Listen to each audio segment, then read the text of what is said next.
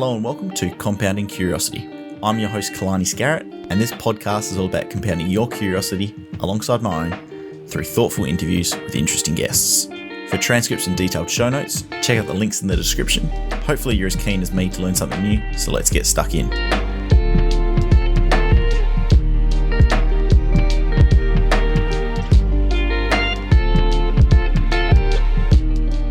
My guest today is Michael Fritzell. Michael is a Swedish investor based in Singapore and is the owner of the Asian Century Stocks newsletter, where he does deep dives into stocks throughout Asia, covering a range of countries and sectors. In this conversation, we cover the differences between investing in Europe and Asia, some pros and cons of founding family companies and state-owned enterprises, and his process for writing his newsletter Asian Century Stocks. I love his story and background, and I hope you do too, so please enjoy my conversation with Michael Fritzell. Michael, I really appreciate you being here because I'm a massive fan of your newsletter, Asian Century Stocks, as I find it super unique, yet also incredibly useful. So I think just to orientate the listeners who might not know your background, could you sort of give me a thumbnail sketch of your life and career up until today? Sure. My name is Michael Fritzell. I run a Substack called Asian Century Stocks, which features Asian investment ideas, and most of them are a bit on the value side. That's kind of what I focus on, as opposed to growth stocks. But in terms of myself, I'm a Swedish citizen and I actually grew up in Switzerland, but I spent most of my youth in Sweden. And I somehow ended up in Asia about 12 years ago after a short investment banking career in the UK. And since then, I've been in Asia now in terms of my career, I've been working for about 11 years as a buy-side analyst and also portfolio manager for family office, a hedge fund, and mutual funds. So that's a little bit about my career. And I've been in Singapore now for 7 years. Before Singapore, I was an analyst then in China, where I was traveling around doing company visits and generally just being a ears on the ground portfolio manager that was based in Europe at the time. And recently, in April, I set up this website called Asian Century Stocks. And this is a bit of a continuation of what I've been doing in the past. So I've been working as an analyst for funds before, doing research for them, and now I do it on a distributed basis. So that's working really well. So I have currently 60 paid-up subscribers that I work for, and I have a close contact with them, exchanging ideas and so on. So that's a short introduction to me. Yep. If I've got this right, your first sort of introduction to Asia was sort of Peking University studying Mandarin. So if I could just hear some of your thoughts on having done it and is it worth it and recommend it to others? Sure. I can give a little bit about the backstory. Why did I move to Asia? I suppose that's of interest. First of all, I was studying in Stockholm, in my native Sweden. That's where I studied in university. And for some reason, I chose to do an exchange semester in India, in Bangalore.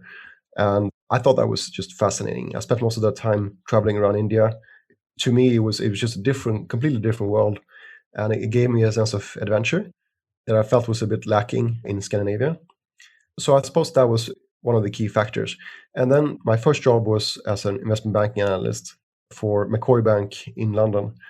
And I did that for about 2 years and a bit. I started working in 2007, which was pretty much the peak, I would say, of that cycle. Macquarie Bank, I still remember the bonus drinks of 2007. It was a fantastic time, but it didn't last very long. And in 2008, I became increasingly concerned about the health of the business.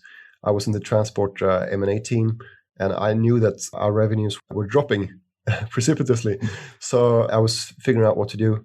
And I was inspired by my girlfriend at the time to make the move to Hong Kong, or try to make the move to Hong Kong, or move to Asia. So that was kind of what inspired me. And then finally, I was let go in March of 2009, pretty much the bottom of the stock market cycle. But anyway, I thought it was a good idea to take a break and study Chinese. I thought that was something that could give me a bit of a niche, and also I could ride out the financial crisis. Because at the time it was difficult to get a job. I was speaking to companies, but they said the stock market was dead. So that was why I made the move. I just bought a one-way ticket to Hong Kong, find my way to Beijing, and I studied Chinese eventually at Peking University in Beijing. And to your question, you asked about what I thought about it, and it was just amazing. I absolutely love both the university and the whole studying experience. It's such a good university, and the people there as well, both students and teachers, are just outstanding. I can highly recommend it if you're interested in Chinese. Perhaps things have changed since then, but I thought what they offered in terms of language education was outstanding. I had classmates who had studied Chinese elsewhere, let's say in Europe or United States, and what they learned in several years of education, you could learn in, let's say, one semester or so in Peking University, just because you're immersed in the language. So it was a great experience, actually. Yeah, just a little bit of background about me. But yeah, I did my minor in Mandarin at university. And when I traveled to China, I only did, I think, 2 weeks there. But those 2 weeks were probably better than the 3 years on and off I did at university. Like, there's just no replacement for that immersion. So, yeah, immersion is key, right? So after London with Macquarie, your next role was an analyst in Shanghai, if I've got that right. So what did you find that change like? And what was it like being an analyst in Asia, or China specifically, compared to Europe? So I moved over to the buy side when I started working in Shanghai. So at the time, I was looking for an emerging market fund that was acquired by a European asset management company. So I was on the ground, and it also felt that way, just because mainland China is a Chinese environment in many ways compared to Hong Kong, and that's definitely the case. So I was living in Shanghai for a few years then. I was also traveling a lot, meeting companies. It felt like almost constantly. Yeah. So I got exposure to meeting many companies across a variety of sectors. And something that's, I think, a little bit different is, at least for me at the time, I think I got a very different perspective than you get from financial center. If you're traveling to these factories in Zhejiang or Fujian, like, you're seeing something quite different than just sitting in an office. And I think I was also naive to begin with, especially as a Western investors. You're not used to dishonesty. Like, things work pretty well in Scandinavia. There's not much fraud going on. So coming to China, I think it gave me a perspective of the companies that I've seen before that I wouldn't have without spending time on the ground. So I think that was a key difference. And also, what was it like being an analyst? I think the fraud aspect is one of the things. I was working in China from 2010 to 2013, and 2011 was really the first wave, or maybe the second wave, of frauds being exposed by Carson Block and others. So that was instrumental experience living through the financial crisis, and later that cycle, which made you really think about, okay, what do we own? Do they, are they telling the truth or not? And I got really into forensic analysis and became a little bit more cynical, perhaps, or realistic, you could say. So yeah, it was a course in emerging market investing, I suppose. Yeah. Do you have any favorite stories or experiences that you really look back on, either fondly or smack in the face really taught you something new? Or? Well, I've definitely had a few experiences of, I'm not going to name names, but I definitely had a few experiences of companies that I remember one time going to this factory floor, this assembly line, and having people kind of look at you. You could almost tell that they weren't really working. They were more observing us than we were observing them. It didn't happen all the time, but I mean, it has happened on a few occasions that something feels off. And other instances, you discover things when you visit companies. One time, I remember visiting this factory in Fujian, and I was asking the investor relations representative, so what is this building across the road from here? It had the same logotype, almost, just looked a little bit different. And the guy said, oh, that belongs to the parent company. So they had a separate operations belonging to the parent. And of course, I didn't know about this whole corporate structure, but it was quite complex.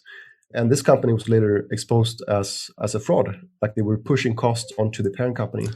So, I mean, these stories, I think back, and it just reminds me that you got to check these things when you invest in Chinese stocks. Yeah, definitely something to be aware of. So I think overall it's pretty clear that there's merits and limitations to both Western and Eastern cultures. But from your own perspective of having lived and worked in various parts of Europe and Asia, what parts of each culture have you embodied, and what advice would you give to those with a similar background to yourself? Well, I always find it difficult to generalize, especially When you meet people in China, they will talk about West versus East and so on.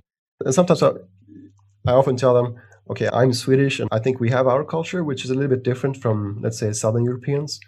But in terms of Swedish culture, at least, I think we are a little bit more reserved, and polite. I suppose polite is the right word. And we care about privacy a lot. Whereas Chinese, they tend to be a little bit more 热情, like they're, how do you translate that? Like upfront? Warm. Yeah. Warm. Yeah, exactly. They're really upfront. So I think that's a key difference. Another thing is, in Christian cultures, there's this concept of guilt, which drives people to do the right thing or what they believe is the right thing. And perhaps it is China is a communist country, at least an ex-communist country. I mean, I wouldn't say less scruples, but there's less of a hurdle to do things. And in many cases, I recall this sell-side analyst talking about a company called Qihu, which was high flying at the time, 2013. I remember him saying that we know that they're defrauding their users or they're lying about what they're doing, but it doesn't matter. Like, people just don't care, because as long as they're successful, that's fine. And I think that's an attitude that I've seen over and over again in mainland China specifically. So I think those are a few things, as well as also, I think there's a hierarchy matters a lot in Chinese companies and Korean for that matter. Like, people listen to their superiors and they don't necessarily question all that much. Whereas, at least in Swedish companies, decisions are taken in consensus and there's not much difference between the top person and employees. So people are a lot more opinionated and willing to challenge their bosses. Yeah. So you spoke about when you first studied in India and then traveled to Asia and how it was so fascinating for you. Anything in particular that fascinates you the most about Asia or China specifically? Fascinates me. Something that I love is the fact that there is so much activity in many of these cities. Like, it's just exciting to go to places like Ho Chi Minh City or Bangkok or elsewhere. I don't know what it is. I suppose it gives you a sense of adventure, something that you don't really get in many cities in Europe. But also, I love the food. I mean, Asian food is excellent and is a great variety as well. There's a service culture that I think is just amazing in most Asian cities.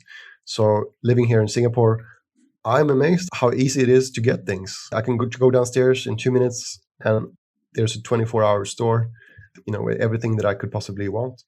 And it's a bit of a contrast. Like, I know my brother lives in Germany, and I think on Sundays stores are closed. Like, you just have to stay home. So that's something I really appreciate, the fact that life is really simple in many ways here in Asia. Your question was what fascinates me, and I think I love the language, like the Chinese language. I've always been that way, like liking languages. I grew up speaking French and Swedish, and perhaps that's why I also studied other languages. So that's something that I love. I think if I was not being in this industry, I would probably like to do something related to research in languages or something like that. Oh, that's interesting to hear, because it does sound very similar to how your experience growing up and your mate's experience in Germany. It sounds so similar to Perth sometimes. Like, everything's it's very shut, and that's the biggest thing when I go to Asia. It's the sights, the smells. There's so much going on. It's a bit of chaos, but it's so good. Exactly. Yeah, exactly. To sort of switch gears and move into sort of investing, is there any certain or specific situations that you really avoid as an investor in Asia? Do you think you have to be aware of something here where you wouldn't normally in Europe? Absolutely. I mean, the key thing is corporate governance. It varies a lot throughout the region.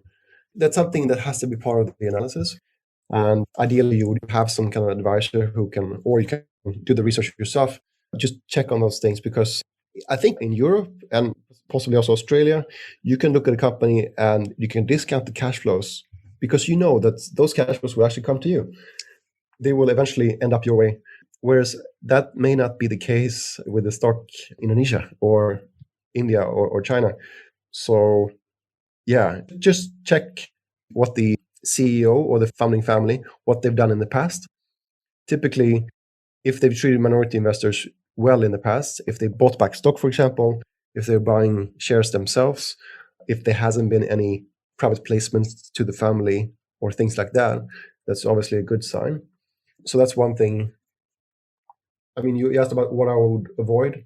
I suppose those situations where a company constantly issues new stock, you can see dilution constantly happening. That's something that I would definitely avoid. If a family has a bad reputation or a bad track record, there are some families in Indonesia, for example, that you definitely want to avoid. Most of the listed companies are they're not really vehicles for minority shareholders. That's something I would avoid. Another thing is corporate structure. If you just pull up a chart of a company's corporate structure, and if you see that a parent company or a sister company is involved in the business as well, and there's a large amount of related party transactions back and forth on either the distribution side or the purchase side, I would get a little bit nervous, because that's an easy way to either increase the profitability or decrease it, both of which can be problematic. So it's nice to have a simple corporate structure with a list co that's owned, where you are a shareholder, just like the founding family is a shareholder or whoever is the owner. So that's simple corporate structure is also something I would look for, and I would avoid companies with, let's say, a subsidiary that's a list co, and then the parent company is much greater and more powerful than minority shareholders. Yeah. In regards to sort of you spoke about sort of the family companies, do you find the insider ownership among Asia is a lot higher in terms of like founding families still owning parts of the company? And is that a positive or negative in your eyes? It's a double-edged sword. I think just the variability or the range of outcomes in family companies is a lot greater, because there's research about this, like in Europe and elsewhere, that family companies tend to do better. They have an interested party that really pushes the company forward, especially the first generation. And in China, especially, and Vietnam, many of these companies are really young. Like, they were formed after 1988 in China. That means that many of these entrepreneurs, they are first generation entrepreneurs, which makes them usually hardworking and usually intelligent as well. They've survived throughout the environment, and in many cases, that's a good thing. On the other hand, family companies can be complete frauds. They can, so you got to be more careful about the corporate governance in them. Whereas with an SOE, you can probably, not going to be an amazing growth story probably, but then again, the accounts would probably be reasonably accurate. So it's a double-edged sword. And also, another thing is, with the second generation, Asian family companies tend to become less focused with the next generation. They tend to give different parts of the family business to different children and or cousins of their children, and so on. So I mean, it really depends. I think you would like to bet on a specific person, rather than saying you should invest in family companies per se. But yeah, I hope that. No, that was a great answer. And yeah, highlighted a lot of things I hadn't thought about. But you mentioned SOEs, so state-owned enterprises. I've heard you in a previous podcast speak about China Unicom. What are your thoughts on SOEs? Is it the same sort of thing? Is it? I mean, that's I don't love them, to be honest. Okay, so this is the reality. In China is becoming a little bit more authoritarian. You can call it socialist. And it's unclear how far that process will go. But at the moment, since 2013, the share of bank loans going to state-owned enterprises has gone from about 30% to 80% plus. And that means that there's just, this data series has been discontinued in 2017. So we don't know how much is going to SOEs at the moment. But just judging from what I'm seeing, it seems like SOEs are taking market share. Like, private sector is being squeezed out of resources, that is capital. So that makes me think that certain SOEs will gain market share at the expense of private companies.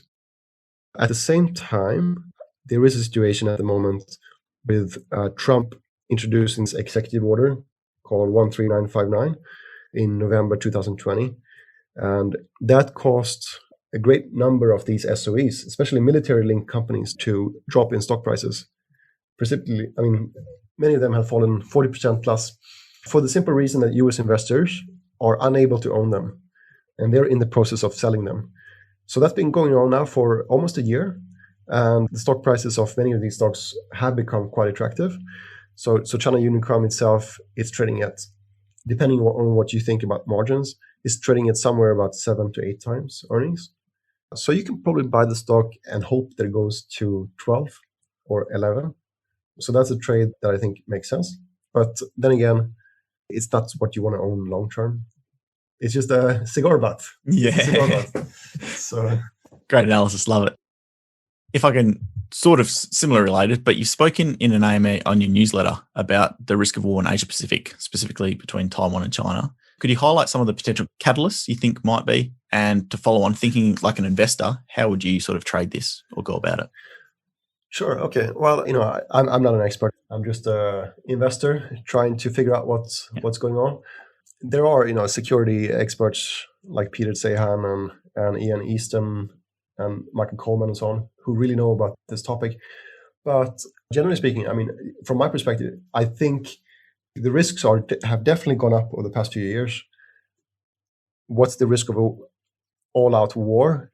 I can't answer that, but I do think that eventually the communists want to take over Taiwan, the Taiwanese government. They have enemies in Taiwan, both religious organizations such as Falun Gong, but also the DPP. They're the party that controls the Taiwan government, and they are enemies to the Communist Party. So their goal is to eradicate those enemies, and having Taiwan under their control is definitely their target, their goal, and it's going to happen.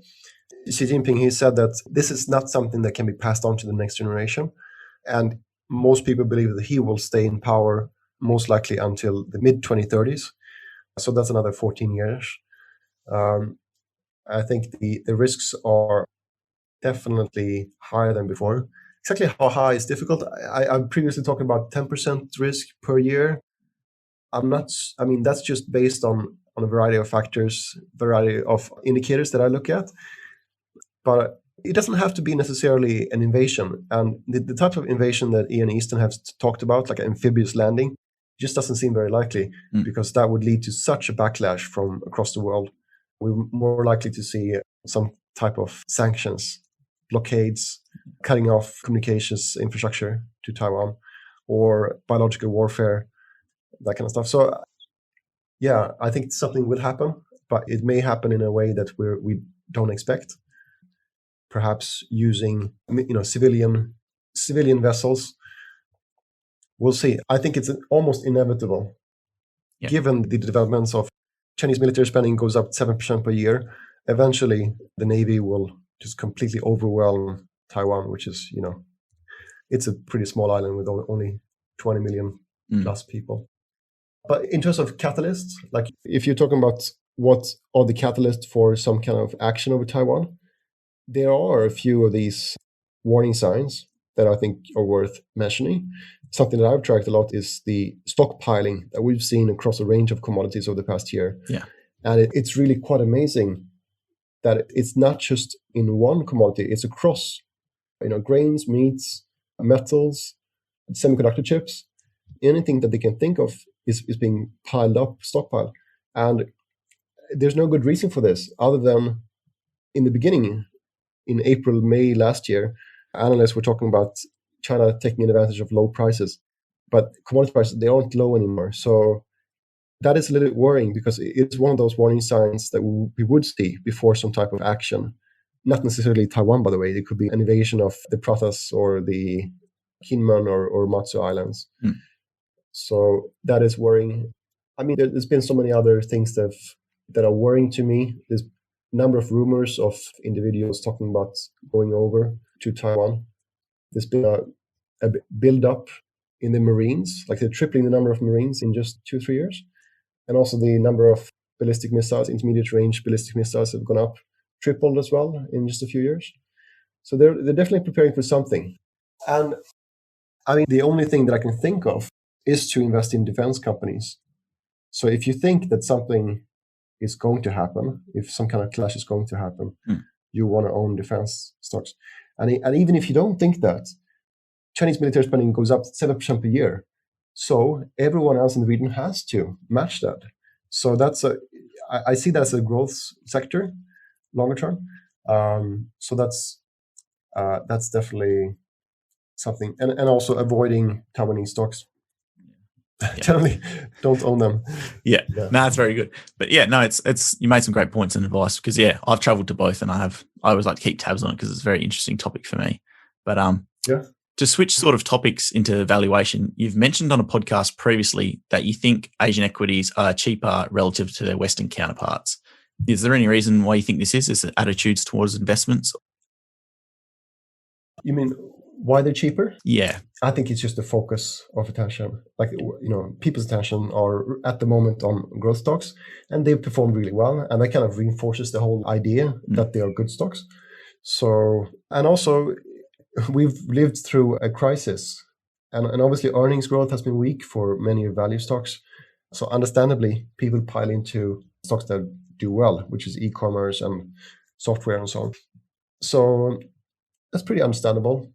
I think the intention right now, even in Singapore, where I'm based, I see people around me investing in Tesla and Square, these types of hot compounders. So that explains, I think, the higher valuation overall, at least on a EV to sales basis.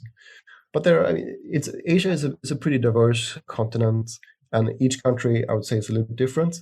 Tech stocks here are also quite highly valued, especially software stocks and EV stocks. So I think we kind of reach a point where East Asia, tech-heavy East Asia, Taiwan, Korea, and also China are actually reasonably highly valued, at least in the tech sector. Yeah. Like biotech, EVs, software. On the emerging markets of Southeast Asia, these stocks are quite inexpensive in many cases. So I think there's a big difference there. For good reason, I should say as well, because they don't have access to vaccines. Their economic recovery isn't as strong as it has been in say, the US. So I suppose that's understandable. But if you're looking for cheap stocks for the long term, I think in Southeast Asia, there's many opportunities at the moment. Yeah. Okay, cool. To make the transition to your newsletter, Asian Century Stocks, what was your decision-making behind starting that up, and what were your plans for it going into it? That's an interesting question. I mean, I'm hoping that this will work out. I started this early April, and the idea was that, by the way, I've been working as a contract researcher for the past 3 or 4 years or so, working for a fund manager.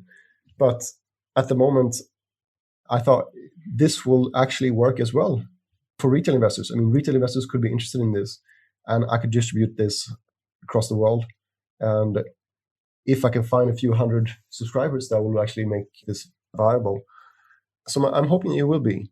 And it also allows me to focus on what I love doing, which is finding new ideas, unconstrained by, let's say, investment committees or stuff like that. I just focus on what makes sense, like where I find value and good catalysts. So that was the idea. It really came from what I wanted to do. In terms of the business, will it make sense? I hope so. We'll see. I do think that Substack really has potential. It's just a matter of finding people out there. But I think there's a huge market. I was just looking at the numbers for Seeking Alpha, like how many subscribers they have or users. We're talking about 10 million or 20 million people each month. That's crazy. So there's a huge market out there. And I'm hoping that retail investors will be better served by some of these Substacks coming. So what was your question again in terms of... why was make the transition, or any plans, I guess, in the future as well? How do you see this in Okay. I'm doing this because I have a passion, and I'm hoping to do this, for the long term. Hopefully I'll do this, even in 10 years, because I love doing it. That was why I made the transition. It's a bit of a gamble, but I think it'll work out. In terms of Substacks, that was really the business idea. There's no one else doing it. Also worth mentioning is that these Substacks, they are global in nature. Via Twitter, I'm able to find people across the world who share the same interests. Yeah. So I've been talking about, Taiwan, conflict, defense stocks, and so on. And there are people who are interested in that stuff. It's kind of, you're finding this global niche which is very deep given the amount of people globally. So as long as you can find this global niche, you can make a business that's viable. So I'm hoping that Asian-centric stocks will be niche enough to stand on its own. Yeah, no, you spoke about, that's basically why I love like the research and work you put out, because it's so niche and no one else is doing it at the moment. So I think probably the more niche the better. Like you get wonky, and that's where all the value is, and that's what people enjoy. Exactly. Yeah. So if I could just a quick follow on, is this your first like foray into online writing and sharing your thoughts online, or you posted on Twitter a bit before this? I actually I had a blog a number of years ago, which was investment related. I didn't talk too much. Well, I didn't mention a few Asian stocks, but I talked more about value investing theory and so on. Like it was really broad and a little bit less serious. So I have written that. I also wrote like a book or a template, let's say, on investing, which I later just pulled off the internet because I felt it was kind of hindering my career. But I have been writing a little bit before. And in fact, my first job at age 15 was as a journalist. Shit. Yeah, I was writing for the second newspaper in Sweden. And I was kind of like a journalist supposed to represent a younger generation. Still pretty serious topics, but yeah. So I did that for, I don't know how long, a year or two. Anyway, I've always loved writing. So I'm kind of coming back to my roots in that sense. No, I think it's a good baseline to have. Like so many good investors have a background in writing or enjoy writing. But yeah, you remind me a bit of a Chia Chung here. Like he started his career as a journalist back in Malaysia. So true. Now it all makes sense when you're sharing it. But yeah, well, I guess you have been writing a while, but any advice for those thinking of going down a similar path or starting a newsletter? I've actually been thinking about this a lot, doing research before making the decision of starting the newsletter. One of the key things that I think is you have to think about is finding your niche. People will pay for something that's unique, but they may not pay for something that can be found elsewhere. I've done research, of course, on the other Substacks that have been successful. And some of them are focusing on solving a problem, like perhaps giving people investment ideas. So that's the kind of niche that I'm in, I suppose. Other Substacks are really trying to form a personal connection and have been extremely successful in doing so. It's kind of you feel like you have a friend almost. And people like to hang out on their Substack and just sharing ideas and so on. Yeah. So that seems to work for some people. Like there's one guy called, what's his name? Scott Hines or something, Action Cookbook. Like he's really good at that, just forming a personal connection. That's something that you could pursue. That's something that I think resonates with people. So that's another tip in terms of finding your niche or finding something that resonates with people. But ultimately, I suppose also you need to find something that you're passionate about, because otherwise you won't continue. And consistency is key. Once people realize that you keep writing every second day or every week or something, with enough consistency, people will figure out, okay, this is what you offer. This is a value proposition. It takes a while before people take you seriously, I think. Yeah. So if you're passionate about something to continue writing for many months, I think it will really take off. Yeah. Yeah. Yeah. No, I think that's a good baseline for people thinking about it to get stuck into. In terms of your writing and research process, what does that look like? I have a checklist of ideas that's constantly changing. I read a lot. I have kind of insane. The way I source ideas is a little bit insane because I have overwhelmed with information. So I use an app called Feedly where I have a couple of hundred, maybe 1,000 different RSS feeds. And then I use that, sort that in different ways to find the research and ideas that I'm looking for. And then it ends up in a to-do list with ideas. So yeah, right now here I have it in front of me. So at the top, it's kind of my favorite one.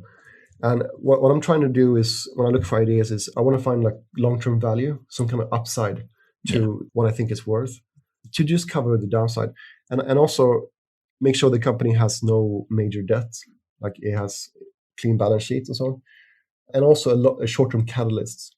So if I can find something at the top where there's something that's going to happen in the next 6 months or 12 months, that's obviously positive.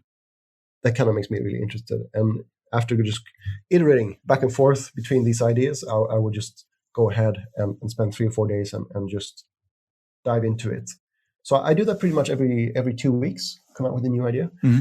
I also do other types of articles and research just to, I'm kind of forced to do that because otherwise people don't pay enough attention, to be honest. So I do write other stuff as well to get things shared and also provide more value. But that process is pretty simple. I just think as an investor, that's my perspective. What would I like to see? Like, what am I interested in? So at the moment, I'm doing a deep dive on the Asian dairy industry, for example, just because I know that there are a few stocks in Southeast Asia in the industry that are quite interesting. Yeah, I just think people will like to read it, but it's that's coming on Sunday. Yeah, no, because I've seen a few working. Yeah, the Monday links and the post. So it's like 2 posts a week basically. So it's a mountain of work. So I'm always interested to hear how you go about it. Yeah, the Monday links. That's right. Those take about 3 or 4 hours. That's basically I'm copying links that I'm seeing, and there are different methods of doing that. I use different apps. There's one called Nuzzle, which is at the moment it's actually shut down, but that's one way of sorting through information. Yeah. Anyway. That's good. To move on, sort of like conclusion sort of questions. What is the most undervalued life experience that university age students don't give weight to? Like, what is an underrated skill or experience do you think they should have? Something that I really kicked myself for not doing is taking a gap year. It was such a mistake because I came out of the university at, I think, 22. I studied quicker than most. I studied at double speed for a while, and it was completely unnecessary. I came out of university without much, I would say, social skills. I was shy. I was kind of fearful of a lot of the situations that I was thrown into. So that was a big mistake. And I think having more life experience, doing something different would have given confidence and being less fearful. So a gap year, I think, is a great thing. Maybe go abroad, challenge yourself a little bit. That's something. Also, in school, I was studying pretty hard. School doesn't really provide you with a lot of preparation for real life. It's kind of like a reward punishment education. That's what you're supposed to. I mean, it helps you pass the exam, but it doesn't really prepare you for the types of failures that you meet as an entrepreneur. Yeah. So getting comfortable with failure is something that you don't get in academia. And I mean, I suppose you could even start a business during that gap year. And that will probably give you good life experience as well. Yeah, I completely echo. Yeah, sorry. Yeah, no, completely echo your thoughts on both and agree with, the gap year and, experiencing a bit of failure. In terms of any like books, classes, ideas, or experience, I suppose, with the gap year, what's been most influential in shaping your worldview, do you think? I think in terms of investing, you can read any of these popular value investing books, and they are useful. Like in my life, I've done a lot of speculation, options, and shorting and so on. It's kind of unnecessary because you're always running a risk of blowing up. I would just advise to read those basics. There's one book that I really like called Money Masters of Our Time by John Train. It's a little bit dated at this point, but it's just fantastic. That's probably my favorite, and it really had a big impact on me. So that book, it has maybe like 10 different interviews with the biggest or most famous investors at that time, which was, I guess, 1980s, 1990s. Julian Robertson, Warren Buffett, Peter Lynch, John Templeton, and so on. Yeah. The good thing about that book is it's such a dense book. Each chapter is just a few pages. So you get a lot from it. If you just open it up, read a few pages, you get something back. And reading through the book as well, you see patterns between those different investors. They all have their own styles, but when you read that book, you will see patterns between them. For example, they don't use sell-side research. They look, in unusual places for ideas and so on. So I found that was really helpful and made a big impact on me. Yeah. So that's something I would emphasize. Yep. In terms of the youth of today, like where do you think the biggest opportunities lie for them? So if you were 18, where and what would you be doing and spending your time? I don't know, to be honest. Yeah. Do you still think Southeast Asia is the place to be? Would you? I don't know. It's tricky to say. Like, I I think you can have a happy life in many places. Yeah. And typically, you probably want to be somewhere where you find a job that makes life, where you can support yourself and your family. That's probably number one. Many of these countries, Southeast Asia is reasonably developed, I suppose, but I suppose you could say that countries in Africa are really exciting, but you probably wouldn't want to stay there because life can be quite tough. So the jobs are in places like Australia or Europe or United States, I suppose, best places to find jobs. So otherwise, in terms of like capturing growth and so on, it's really difficult to say what country is going to do well. I know that in Brazil in the 1970s, people thought that was going to be the country of the future. It didn't really turn out that way. I know there were Scandinavians who moved to Soviet Union in the 1960s. They also had a positive view of the growth of that country. So I wouldn't too much attention to any predictions of the future of particular countries or even sectors. But maybe if you're really smart about that stuff, about tech or energy technology or healthcare technology, I'm sure there are many opportunities in them. So getting a good education, I'm sure will help. But yeah. Yeah, no, fair call. Yeah. Final question. What plans or vision do you see for yourself in the next 5 to 10 years? What are you most curious about going forward, or how do you see things play out or want things to play out? I'm going to continue writing, I hope. I'll do this for a decade, maybe a few decades. So this is what I hope to do. Basically, you're just finding good ideas. And at the same time, I'm investing family money.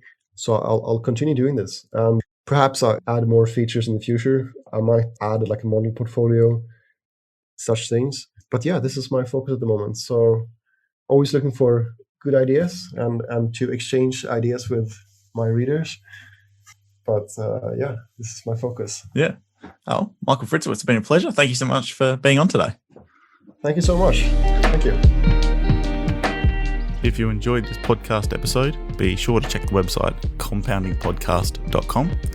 On the website, you'll find every episode complete with transcripts, show notes, and other related resources. Also, be sure to sign up to my weekly newsletter, Curated by Kalani, where I share what I've been reading, learning, and watching for that week. Same as the podcast, it's compressed to impress, and I aim for maximal return in the time invested. So sign up at kalanis.substack.com. So that's KALANIS.substack.com. You can also connect with me on Twitter at ScarrettKalani. Once again, links to all content mentioned will be in the description. But until next time, have a good one.